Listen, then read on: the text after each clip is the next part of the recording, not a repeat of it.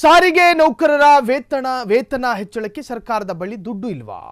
ಶಕ್ತಿ ಯೋಜನೆಗೆ ದುಡ್ಡು ಕೊಟ್ಟು ಸುಸ್ತಾಯ್ತಾ? ಹಾಗಾದ್ರೆ ರಾಜ್ಯ ಸರ್ಕಾರ ರಾಜ್ಯದ ಜೀವನಾಡಿಯ ಸಾರಥಿಗಳನ್ನ ಕಡೆಗಣಿಸ್ತಾ? ಹಾಗಾದ್ರೆ ರಾಜ್ಯ ಸರ್ಕಾರ ಸರ್ಕಾರಿ ನೌಕರರು ಖಾಸಗಿ ನೌಕರರಲ್ಲ, ವೇತನ ಕೊಡೋದಕ್ಕೂ ಕೂಡ, ವೇತನ ಹೆಚ್ಚಳ ಮಾಡೋದಕ್ಕೂ ಕೂಡ ಸರ್ಕಾರದ ಬಳಿ ದುಡ್ಡಿಲ್ವಾ? ನಾನಾ ತರಹದ ನಿಗಮಗಳಿದಾವೆ ನಿಮ್ಮ ಬಳಿ.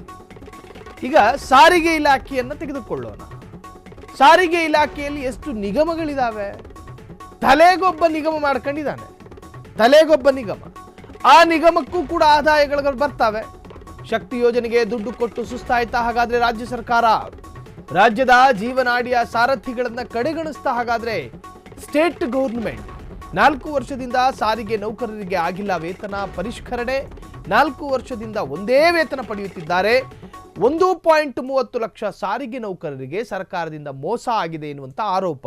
ಡಿಸೆಂಬರ್ 31ನೇ ತಾರೀಕು ಬಸ್ ನಿಲ್ಲಿಸಿ ಮುಷ್ಕರಕ್ಕೆ ಮುಂದಾಗಿದ್ದ ನೌಕರರು ಸಂಕ್ರಾಂತಿ ಬಳಿ ವೇತನ ಪರಿಷ್ಕರಣೆ ಎಂದಿದ್ರು ರಾಜ್ಯದ ಸಿಎಂ ಸಿದ್ದರಾಮಯ್ಯ.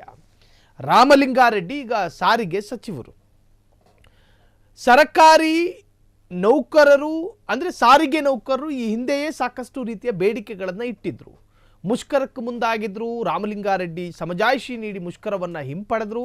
ಅದಾದ ನಂತರ ನೋಡಿ, ಪ್ರತಿ ವರ್ಷಕ್ಕೂ ಕೂಡ ಇಂಕ್ರಿಮೆಂಟು ಅಂತ ಇರುತ್ತೆ.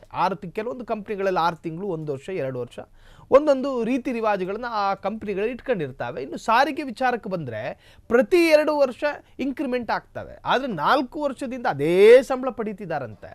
ಇನ್ನೇನಾದರೂ ಡಿಸೆಂಬರ್ 31ನೇ ತಾರೀಕು ಏನಾದರೂ ಪ್ರೊಟೆಸ್ಟ್ ಮಾಡಿದ್ರೆ ರಾಮಲಿಂಗಾರೆಡ್ಡಿ ಜೊತೆಗೆ ರಾಮಲಿಂಗಾರೆಡ್ಡಿಯ ಕುಟುಂಬ ಬಸ್ ಓಡಿಸ್ಬೇಕಾಗಿ ಬರುತ್ತೆ. ಮುಷ್ಕರ ಮಾಡಿದ್ರೆ ಜನಸಾಮಾನ್ಯರಿಗೆ ಕಷ್ಟ. ದಿನ ಕೆಲಸಕ್ಕೆ ಸರಿಯಾದ ಟೈಮಿಗೆ ಹೋದರೆ ಮಾತ್ರ ಕೆಲಸ ಸಿಗುವಂಥ ಸಾಕಷ್ಟು ಕಂಪ್ನಿಗಳಿದ್ದಾವೆ. 1-2 ನಿಮಿಷ ಲೇಟ್ ಆದರೂ ಕೂಡ ಕಂಪ್ನಿಯಿಂದ ಹೊರಗಟ್ಟುವಂತಹ ಸಾಕಷ್ಟು ಸಂಸ್ಥೆಗಳಿದ್ದಾವೆ. ಹಾಗಿದ್ದಾಗ ಬಸ್ ಇಲ್ಲ ಎನ್ನುವಂತಹ ಕಾರಣಕ್ಕೆ ಬಡವರ್ಗ, ಮಧ್ಯಮ ವರ್ಗ ಏನು ಮಾಡೋದಕ್ಕೆ ಸಾಧ್ಯ? ಪೀಣ್ಯ ಎನ್ನುವಂತಹ ಇಂಡಸ್ಟ್ರಿಯಲ್ ಏರಿಯಾಗೆ ದಿನಂಪ್ರತಿ ಲಕ್ಷಾಂತರ ಜನ ಹೋಗ್ತಾರೆ ಕಾರ್ಮಿಕರು. ಸಾಕಷ್ಟು ವಲಸಿಗರಿದ್ದಾರೆ ನಮ್ಮ ರಾಜ್ಯದಲ್ಲಿ.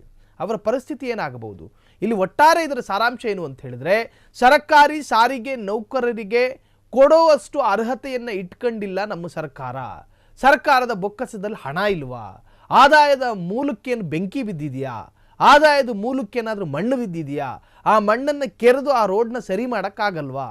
ಆದಾಯವನ್ನು ಗಿಟ್ಟಿಸಿಕೊಳ್ಳೋದು ಹೇಗೆ ಅನ್ನುವಂತಹ ಒಂದು ಸಲಹೆ ಕೊಡುವಂತಹ ಯಾವೊಬ್ಬ ಅರ್ಥಶಾಸ್ತ್ರಜ್ಞನೂ ಕಾಂಗ್ರೆಸ್ ಸರ್ಕಾರದಲ್ಲಿ ಇಲ್ವಾ? ಈ ಅರ್ಥದಲ್ಲೂ ಕೂಡ ಚರ್ಚೆಗಳು ಶುರುವಾಗಿದೆ. ಹಾಗಾದರೆ ಈ ಸಾರಿಗೆ ನೌಕರರ ಮುಷ್ಕರ ಮುಂದೆ ಯಾವ ತಿರುವನ್ನು ಪಡೆದುಕೊಳ್ಳುತ್ತೋ ಆ ಡೆವಲಪ್ಮೆಂಟ್ಗಳನ್ನು ಕಾದು ನೋಡಬೇಕಾಗಿದೆ ಅಷ್ಟೇ.